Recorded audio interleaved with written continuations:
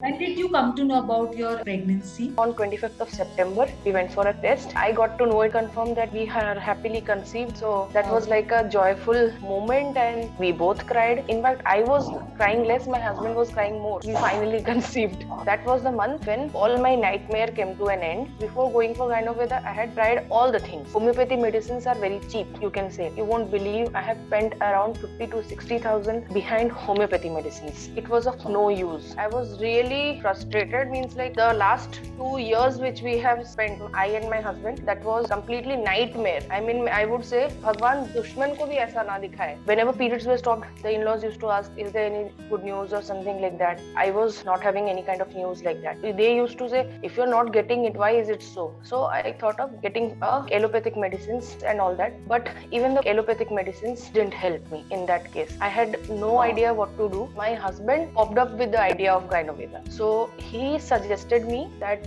we have tried so many things, it will be better, we can try another option also. So we went with Gynoveda because I wanted my natural ovulation so that my cycle comes on track, only then I can get to the process of conceiving. I had followed the whole diet. I kept the treatment for myself like from January to June. So when I had announced it in the circle of sisterhood group, Rachna ma'am, Aarti ma'am, you also had congratulated me. With my experience, if people are helped, that is more than enough for me. I don't want people to suffer the nightmare. You are getting only the medicines or pills from the Gynoveda team, but the side support which you are getting, you're not paying anything for that. That part is really important. So I would definitely suggest Gynoveda, and not only me, it's my husband, my family, whole family. They are very, very thankful to the whole team that they have helped us so much.